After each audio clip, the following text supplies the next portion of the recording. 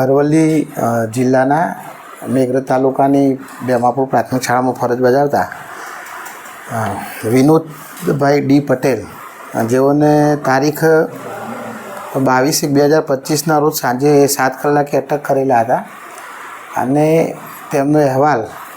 28/1/2025ના પત્રથી અમને મળેલો અને અમે એ જ દિવસે વીડી પટેલને ફરજ મોકૂફી પર ઉતારી અને તેઓને